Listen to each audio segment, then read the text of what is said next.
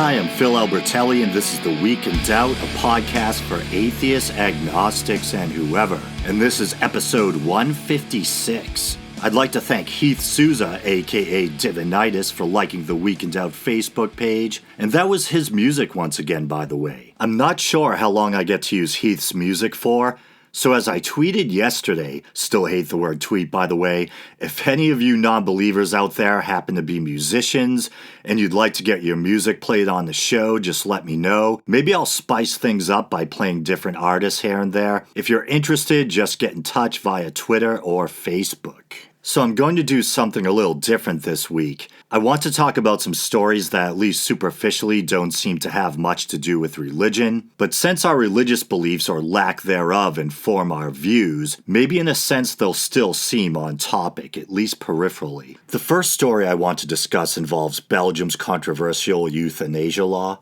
I first heard of this from the Young Turks, and I'll actually play you a brief portion of that TYT clip now. Now, there are a number of countries across the world that have legal euthanasia, but where should the line be drawn for those who qualify for that procedure? There's a new case in Belgium that is raising concerns even amongst those in Belgium who support the right to legal euthanasia. Now, there's a 24-year-old female, known simply as Laura. She's been given the go-ahead by health professionals in Belgium to receive a lethal injection after spending both her childhood and adult life suffering from suicidal thoughts. So in the case of Laura, she is going to be receiving euthanasia, not for physical trauma, physical pain, physical stress, but emotional trauma and emotional stress from the depression and anxiety that she has suffered over the course of her life. Now, Laura has been a patient of a psychiatric institution since the age of 21 and says she has previously tried to kill herself on several occasions. She told journalists, "Death feels to me not as a choice. If I had a choice, I would choose a bearable life. But I have done everything, and that was unsuccessful." And so, look, they have already decided that this is going to be allowed. She will be able to receive a lethal injection. But I think that a lot of people, especially in America, where we don't have the sort of broad base of support for euthanasia that they have in countries like the Netherlands, like Belgium, some areas of Europe, they're questioning whether or not these sorts of cases should be legally allowed. Do you think they should be legally allowed? I do think that they should be legally allowed. Yeah, I don't. I mean, I could be convinced otherwise. But depression is a much harder thing to figure out. And this woman sounds like a legitimate case, but there could easily be illegitimate cases. It is not... Define illegitimate in this case, though. Somebody who's bummed out for a while, somebody who's sad in the moment, somebody who has had, somebody who got broken up with, somebody who feels lost and alone but wouldn't stay that way. And it is really hard to tell. I mean, it is an imprecise science. I mean, it's a science that I'm thrilled that we have and that people can get treatment for it. But the notion that we're going to okay sad people to kill themselves is not something that I would get behind without the most overwhelming set of circumstances that proved it to me. And it didn't, from reading this article, and that's about all I know about it, it didn't do it. It didn't do it. I mean, I want her to get help, and I would, but the notion that the state is going to sign off on executing someone who is not terminally ill is, I think, a very spooky, dangerous step that I would unquestioned. At this point, I would vote against. So there you have it, and I'm definitely with Ben Mankiewicz there, Mank the Tank. Probably, like many of you, I found this story really disturbing. I do support euthanasia in some instances. Say you have an older person who's lived a full life and they're really suffering near the end. I can see euthanasia then. Or if you have someone who has a terminal illness like some sort of inoperable or untreatable cancer, and they're going to die but they want to go on their own terms, I can see that too. But there's something almost obscene to me about a young person who's otherwise healthy and who should be just starting out in life being euthanized. And I don't want to come off as being insensitive to or underestimating the depth of suffering that someone with depression can go through. Actually, quite the contrary. And I always feel kind of weird talking about this stuff on the show, but here we go. I actually wrestle with depression myself, and in fact, I'm taking a small dose of an antidepressant on a daily basis. And you might be thinking you don't seem depressed, you're laid back and always joking around. Well, I think part of it is, despite my depression, I've always had a pretty decent sense of humor, at least I think so. And secondly, maybe it's because I've been dealing with it for so long. Along the way, I've come to realize the importance of humor in battling depression. I try my best to have a positive outlook on life and to see the humor in things. I especially like nonsensical and maybe even sometimes inappropriate humor. I think sometimes you just need to acknowledge the absurdity in things, throw your head back and laugh. It's like a release valve. So if I can give a little backstory, as I've mentioned before, I was kind of a strange kid, kind of a daydreamer, tended to live a lot inside my own head. And even from a really young age, I experienced existential bouts, getting in these funks where I'd wonder about things like whether there's a God or an afterlife, or just obsessively worrying about anything and everything. But you probably wouldn't know it because on the outside, I think I kind of look as placid as I sound. But yeah, even as a little kid, I used to worry about some pretty heavy stuff. I remember being elementary school aged and wondering how I knew I really existed. Too bad I wasn't aware of Descartes back then. I remember once walking through this big department store called Sears and Roebuck's, I think. It's just Sears now, I believe. And they had a toy section. My mother agreed to buy me a Star Wars toy, Boba Fett's bounty hunter ship specifically. And instead of being happy like I should have been, I held the box in my hand, staring at it, looked up at my mother and asked, "Is this real?" I'm not sure how weird that is. Maybe a lot of kids are kind of philosophical like that. But I was like that a lot. And I remember when I got into my teens, I would obsessively worry about stuff all the time. And I don't mean to make it sound like there was never any joy in my life. There were parties and friends. There were little joys, fleeting moments of euphoria, forgetting yourself in the beauty of nature, the falling of snow outside your window, the stirring of leaves in the breeze, etc. And of course, playing with my band. But there was always this undercurrent of angst, obsessive worrying, blue moods, self-esteem issues, etc. When I got into my 20s, a number of factors came together that exacerbated my condition and brought it to a head. I think your early 20s can be a weird time for a lot of people. You're trying to figure out what to do with your life. Things are changing, friends moving away to school, people starting their careers. It was kind of like a quarter-life crisis, I guess.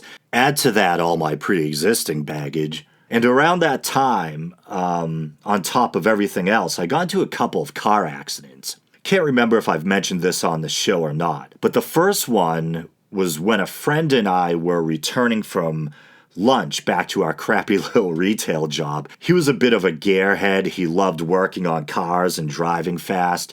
He sped through an intersection without stopping, causing another car to basically T-bone us. Or at least I think it hit the passenger side quarter panel, and of course I was on the passenger side. My head slammed off the side window and the windshield. I was so pumped with adrenaline that I felt all right at the time and declined medical attention. Not too long after I first started working construction with my family, I was on the highway stuck in bumper-to-bumper traffic on a rainy day. A speeding van plowed into the line of traffic I was in, causing a pileup. My airbag deployed in my face. My car went off the highway down into a ditch where it was stopped by a tree. My car basically looked like an accordion, front and back. And once again, my head and neck got snapped around. So around that time, I developed these excruciating headaches like 24/7. Supposedly the brain can't directly feel pain, but it felt like someone was simultaneously stabbing me in the head with a knife while twisting my brain tissue with a toothy wrench. Just brutal pain and nausea. And till this day, I'm still not sure if the headaches were solely the result of injuries sustained in one or both of those car accidents, or if they were perhaps a physical side effect of my worsening depression and anxiety. It was kind of a chicken or the egg scenario, or a vicious circle. The headaches naturally made me feel worse, mentally and emotionally, and in turn, the more stressed out and frazzled I got, the worse the headache seemed. I saw a number of doctors. They gave me painkillers, muscle relaxers. Nothing seemed to work. The only thing that seemed to work were serotonin drugs, antidepressants. And it's funny, serotonin is the same neurotransmitter potentiated by MDMA, ecstasy. And I remember, well, in the midst of a really bad headache episode, I went to a party at a friend's house and tried ecstasy for the first time. And magically, boom, my headaches were completely gone for the duration of the high. That was a great night. Even sang Crystal Ship on the back porch and actually received applause. But anyway, antidepressants, especially SSRIs, selective serotonin reuptake inhibitors, I think, seem to be the only things that worked. And I kind of had a come to Jesus moment, figuratively speaking, where I said, well, let's be honest, there's a problem. There's more to this than just headaches. And if I'm going to be taking antidepressants, I might as well see a therapist. So I'm not just medicating the problem. And that's what I did. I've been doing talk therapy off and on ever since. And if some of you are thinking, well, maybe my depression wasn't as severe as some other people's, there were times when things were really dark. I felt really dysphoric at times. Dysphoric, one of my favorite words to sum up how I felt at these really dark points.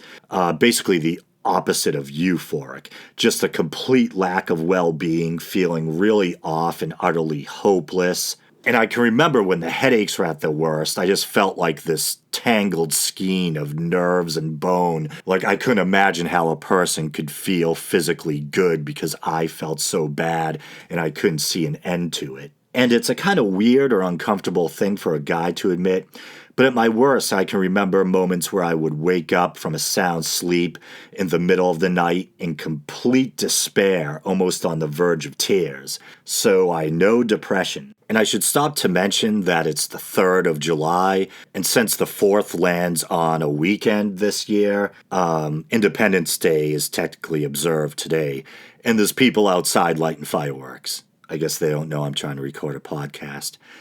But anyway, so I'll continue.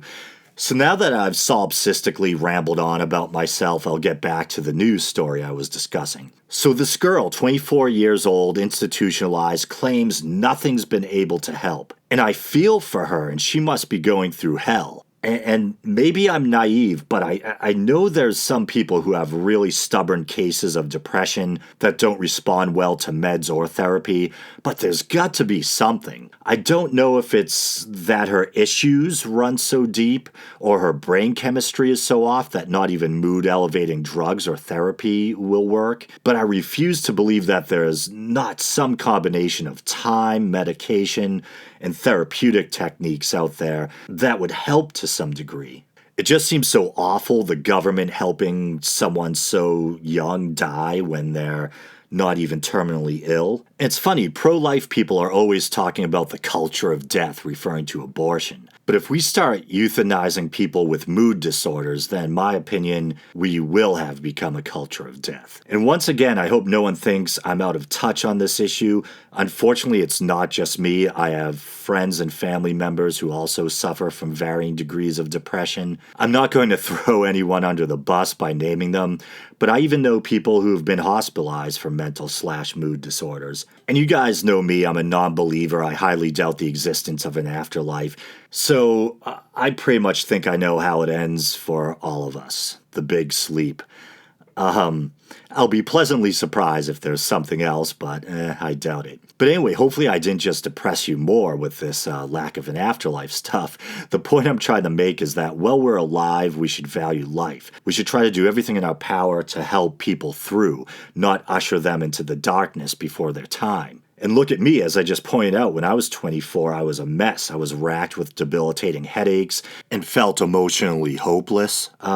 My life isn't a bed of roses, but I've had some really good times in between then and now. And I've known a lot of life's pleasures, big and small, and I still have my dark times. But the good times are good enough that I'm glad I didn't off myself when I was at my worst. And she's 24, barely lived a quarter of her life. She probably still has maturing to do. Who knows how things will sort themselves out in a few years, or what treatments or meds doctors might try with her that might actually, surprisingly, end up being successful. 24 is pretty young to be deciding you know your life going forward isn't ever going to be any better.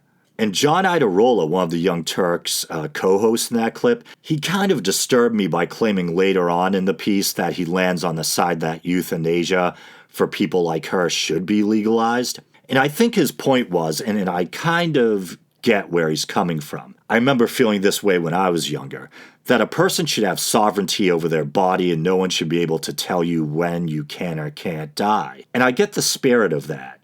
And in fact, it's true that no matter what laws are in place, in a sense, we're all free to do whatever we want. It's just a matter of consequences. If a depressed person really wants to kill themselves, they'll find a way to do it. That doesn't mean the state or a doctor should help them do it. And you might say, well, keeping someone hospitalized so they don't kill themselves is restraining them against their will or something to that effect. Well, my answer would be you're right in a sense. And in a case like that, you should treat them the best you can while you can, but at some point they should be inevitably allowed to sign themselves out or whatever. And if they're bent on doing themselves harm, at that point it's up to family or loved ones to monitor them. But you have to grant them their freedom at some point. But that doesn't mean you have to help them kill themselves.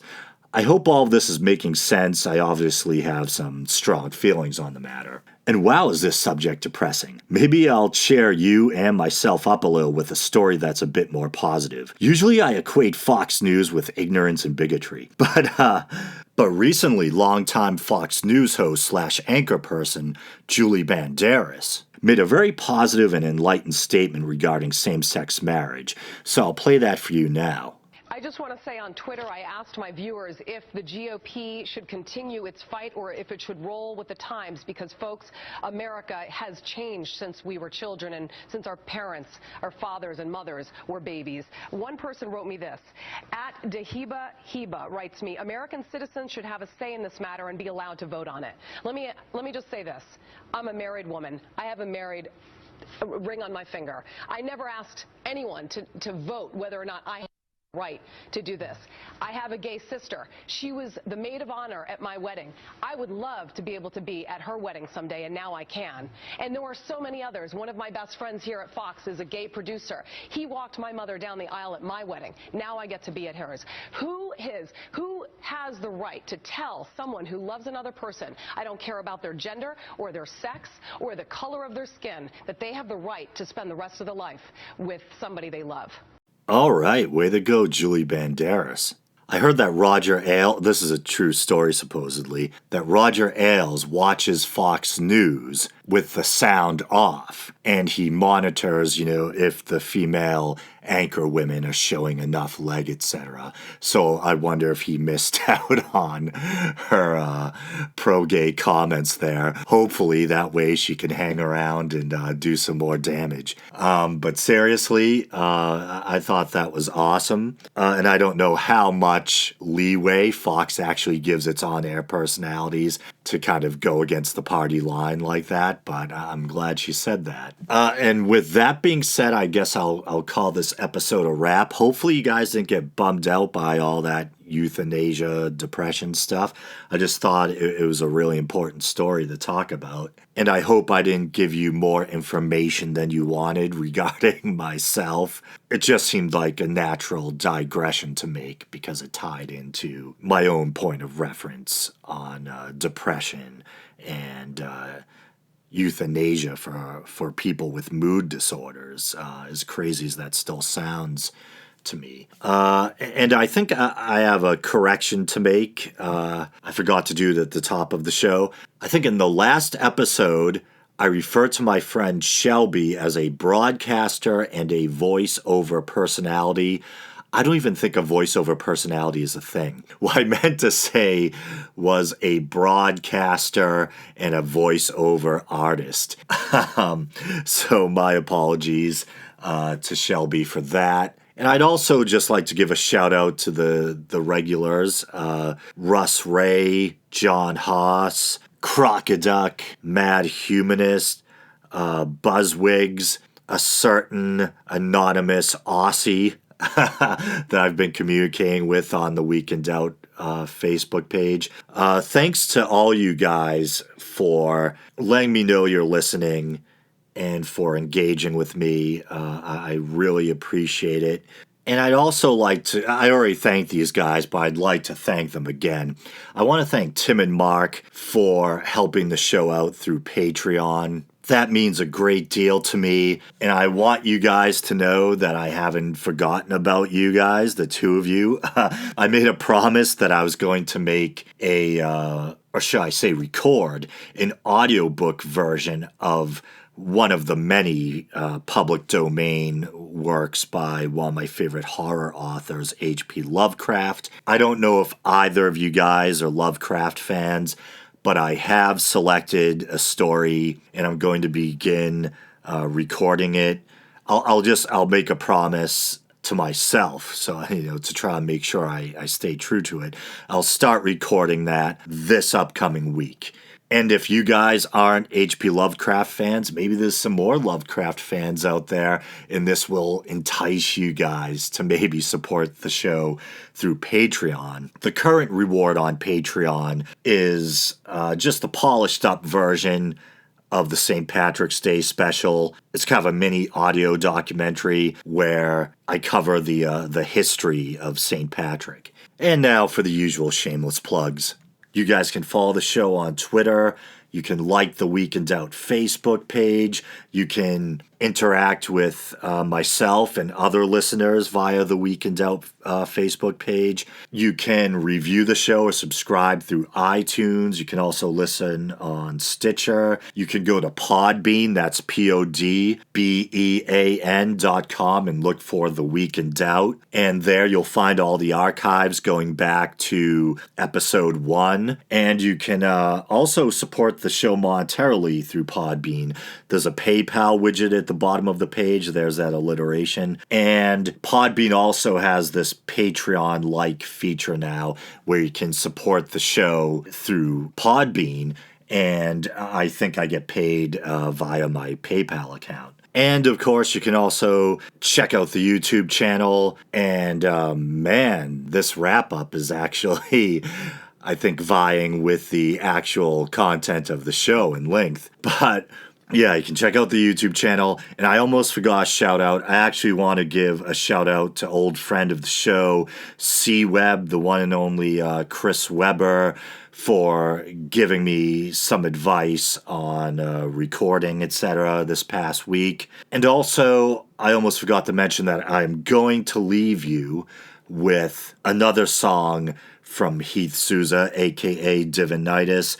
The name of this one is You're Pretty Uncanny for a Honey Honey. And here it goes. So thanks for listening, and until next week.